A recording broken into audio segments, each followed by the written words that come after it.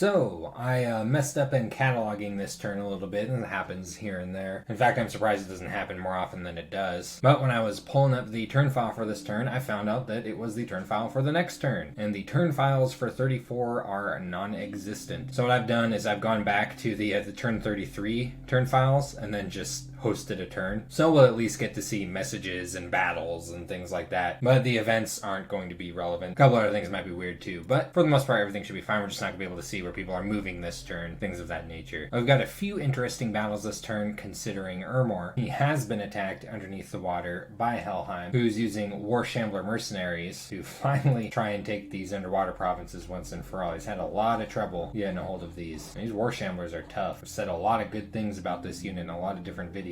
Just very attractive. And I'll likely have this hired long enough to get the other underwater province as well. There's Van Jarl against 1 PD. There's a scout just doing a vibe check, seeing if anyone is still sieging that fortress. Now here's the big fight. Helheim moving a decent amount of material onto Sarmatia's capital, which has become Ermor's second capital. And Ermor's got a decent amount patrolling surrounding this province defense right here. These Hydra hatchlings, which he's been recruiting off of Sarmatia's capital, have a poison cloud as well as some poison attacks. Helheim does have 10 poison resistance on his bless. The way poison damage works has always mystified me a little bit, but I believe they'll be immune to the poison cloud effect. Not so sure about this 15 poison damage strong poison attack though.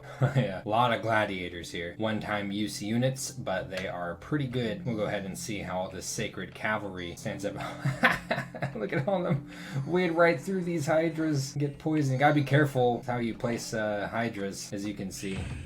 Be very dangerous to your own units. Well, he's causing some routing in Helheim's armies. And they are definitely taking poison damage over their resistance. This is actually looking kind of close. I do wonder if there was a way to place these hydras better that could have changed this battle, because I think a lot of Ermor's units are dying to poison that otherwise may have been able to contribute to this fight. Like, look at what it came down to here. Just a token few of Helheim's units. So this was pretty costly for Helheim. Losing a Hangedrot really hurts. It's 410 gold mage right there. Slow to recruit, capital only. Lost to Van Jarl. Still had a Hellcarl wandering around at the end of the battle with a few Hellherdings, luckily enough. But yeah, that was close. You can see how much friendly fire these Hydra hatchlings did by looking at the amount of kills. A gladiator scored a single kill. The rest of these were likely brought down by poison. I've got something like a little over 50 kills between these units, and as we saw, almost every single unit died out of what, like 120 of Ermor's units. I'd say a lot of friendly fire from the Hydra hatchlings. I don't think Ermor was too concerned about it. I think he was just trying to do damage to Helheim. Oh, this must have been upsetting to see. Right as Ermor's getting comfy with these barbarians sitting around Tricia, these guys walk in, push those barbarians right off of their camp, and then start besieging him at Tricia, which is already breached, so Hinam will be able to storm that if he wants. Hinam also snagged this province with a Melkart.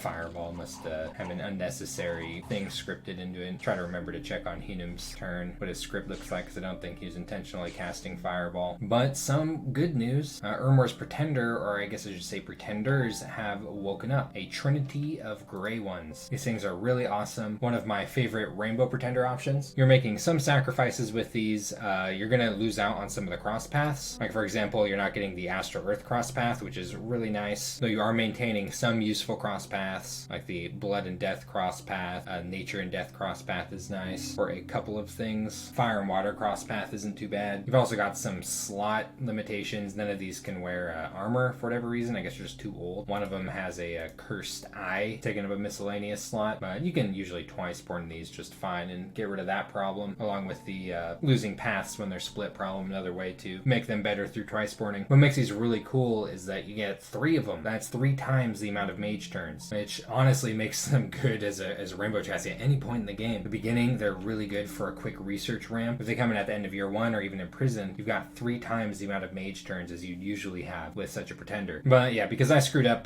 can't really see what Ermor's doing or anyone else is doing with this turn, so sorry about that. It's going to be a bit of a short episode for that reason.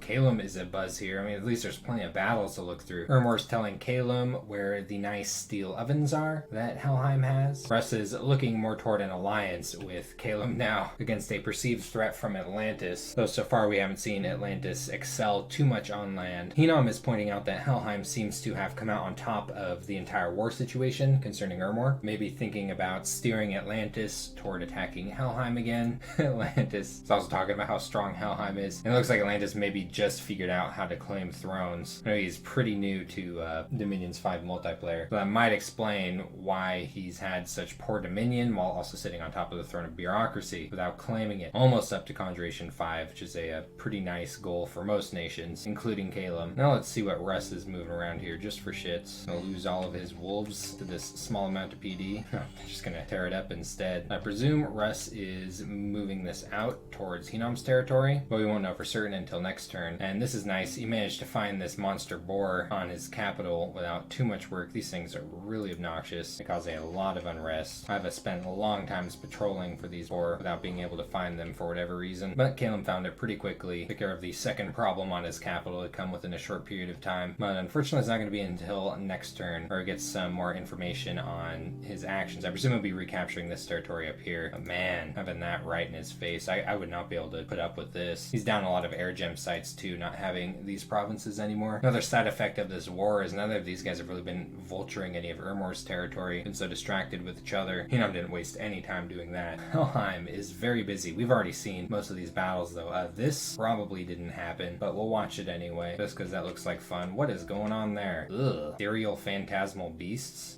These things are actually pretty sweet. See how they stack up against, oh, there's a decent amount of province defense here. But yeah, I'm pretty sure this event actually didn't happen because I just played this turn randomly. So it is likely he'll still have this province. A single hit point though, sneeze on them and they disappear. That was enough to do in the PD and the few militia that were standing around. Looks like Helheim has hired a wizard. Damn, this guy is sweet. Ferris got the cross pass for crystal gear, making him a very nice mercenary mage to get a hold of when you get the chance. Walking around with some mechanical men. Definitely seems to have his life in order, but he's getting kind of old. Hasn't been looking into the right paths of magic to do anything about that. Grimnir, that's a mouthful. But I do think the walls were broken here at Lish this turn, so we might be seeing a storming of this province. So he is most likely going to need to bring more to bear here at Sarmatia. Man, just look at all this territory up here that Russ could be eating up. I wonder what Helheim thinks about this. He has not had the best experience with Atlantis in this game. Oh, Russ may end up being able to move on to Ermor because Ermor is basically saying, yeah, you can take some of my land if you want. Calum is looking to buy back some of his provinces that Russ is holding now. Honestly, in Russ's position, I would just give him this one just for long-term peacekeeping reasons. It's just right up in his face. But not so much to say about this turn. I do suppose it's possible we may be seeing a large battle around this area. Yeah, I could imagine Russ with what he has around here that he might be thinking about moving on to the Forest of Eden, and Hinnom might be thinking about the same. That's pretty gross right there though. Look at that. Wow, Hinnom has casted a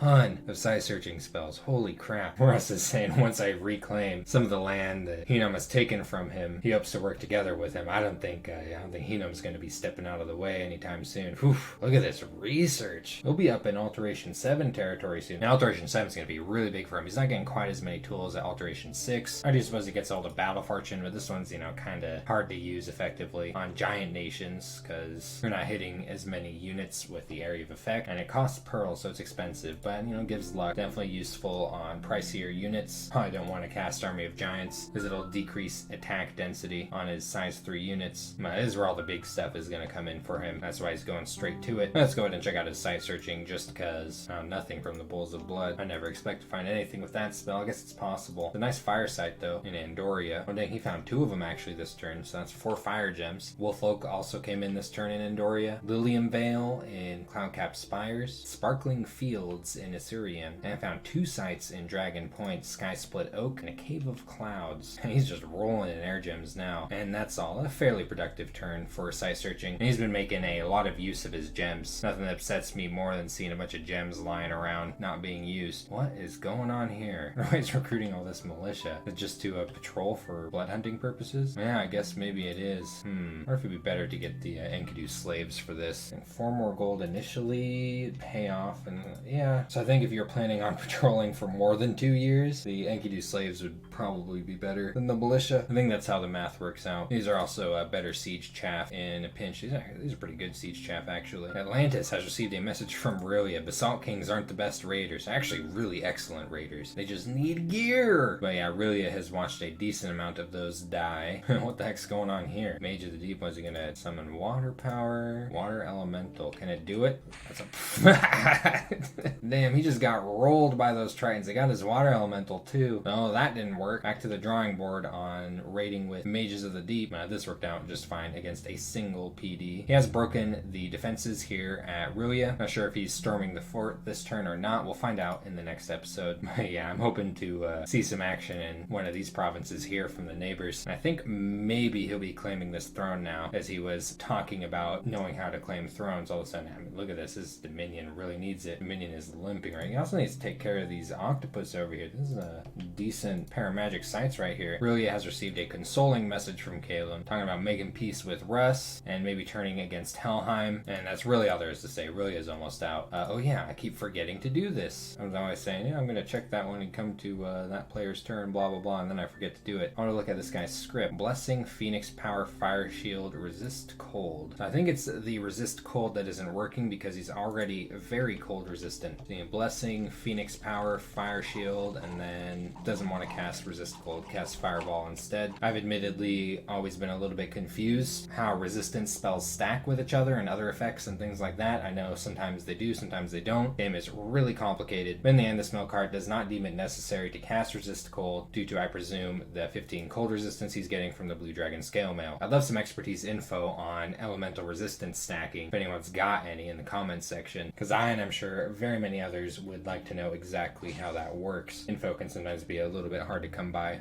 for this game. So that's sort of been turn 34 of Andromeda. I screwed this one up. It's my bad. I promise I don't do this very much. I think it's only happened a few times where I've just messed up with or forgotten to take turn files at the end of the day. Unfortunately, that means it happened to all the games that I was hosting at that point, so I'll probably be seeing a hit in the Anlia game coming up as well soon. But the next episode has a nice, full-blown, crisp turn file, and I'll see you there.